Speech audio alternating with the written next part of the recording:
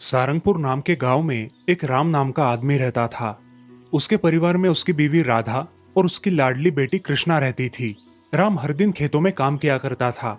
दोपहर होने के बाद खाना खाने के लिए खेत में काम करने वाले वो 3-4 लोग एक जगह पर बैठ जाते थे और साथ में खाना खाते थे।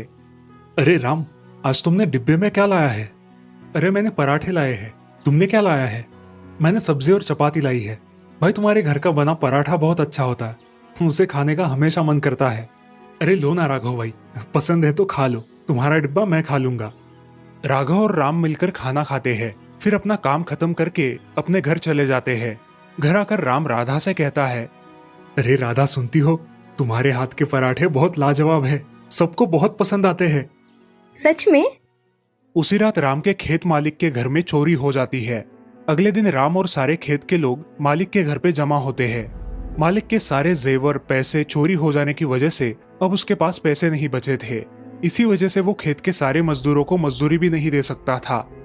भाइयों, मेरे घर चोरी होने के कारण अब मैं आप लोगों को महीने की तनख्वाह नहीं दे सकता। अब आप मेरे खेतों में आना बंद कीजिए। अरे मालिक, ऐसा मत कीजिए मालिक। राम, अगर तुम मेरे खेतों में काम करोगे तो मुझे तुम्हें कुछ देना पड़ेगा, लेकिन अब मेरे पास कुछ भी नहीं है। जी मालिक, जैसा आप उचित समझे। अब आप लोग जाओ, मुझे जब जरूरत पड़ेगी तो मैं आप लोगों को बुला लूंगा। जी। खेत में काम करने वाले सारे लोग घर चले जाते हैं।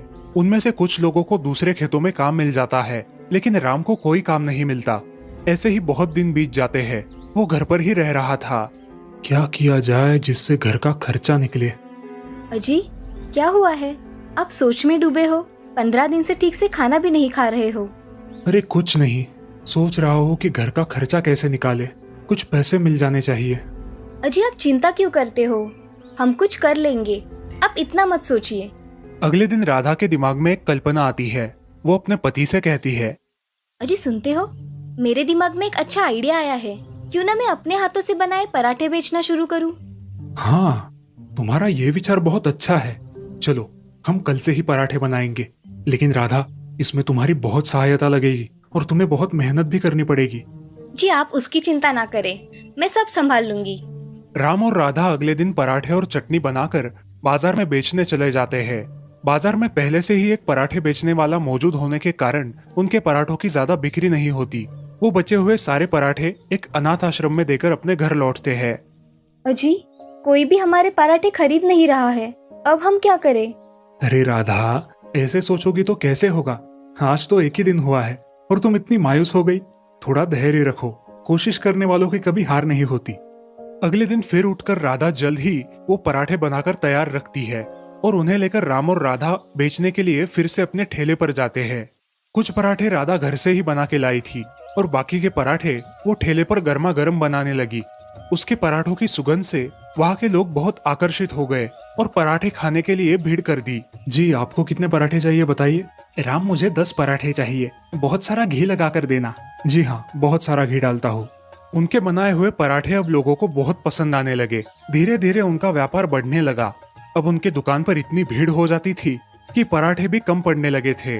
लोग उनके पराठों के दीवाने हो गए थे। ऐसे ही एक दिन उनके गांव का सबसे अमीर आदमी रामचरण उनकी दुकान पर आया और राम से कहा, अरे राम, मेरा कुछ काम है, तू करेगा क्या? हाँ करूंगा ना, आप बताइए तो सही। अरे मेरे घर मेरे बेटे का कल जन्मदिन है, तुम्हें पता है ना, हर साल मेरे बेटे के जन्मदिन पर पूरे गांव को दावत होती है। मैं सोच रहा हूँ कि उसके जन्मदिन पर तुम पराठे बनाओ। जी हाँ, कर लेंगे साहब, आप चिंता मत कीजिए। हो जाएगा ना राधा? जी जी, हो जाएगा। उस दिन रामचरण और राधा अपने घर गए और सोच में पड़ गए। हम इतने सारे पराठे कैसे बनाएंगे? मैं भी यही सोच रहा हूँ। अगर ऑर्डर पूरी नहीं हुई तो हमारा नाम और रामचरण जी की इज्जत मिट्टी में मिल जाएगी। अब जबान दी है तो पूरी करनी पड़ेगी।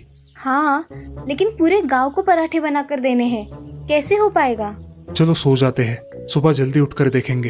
तभी अचानक उनके घर में बहुत बड़ा प्रकाश आया। दोनों भी उस प्रकाश को देख के डर गए। अरे कौन है? इतना प्रकाश कहाँ से आया? अरे कौन है? सामने आओ। तभी उस प्रकाश के बीच एक आकृति बन गई और उन दोनों के सामने खड़ी हो गई। उसे देखकर वो दोनों और डर गए।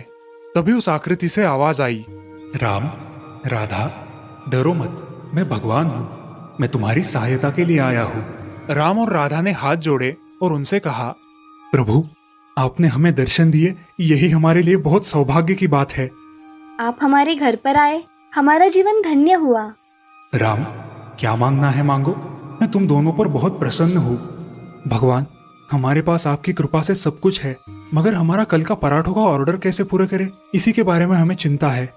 राम, राधा, मैं तुम दोनों का साफ मन देखकर बहुत प्रसन्न हूँ। ये लो, तुम दोनों के लिए ये जादुई पराठा, तुम इससे जो भी मांगोगे वो तुम्हें मिल जाएगा।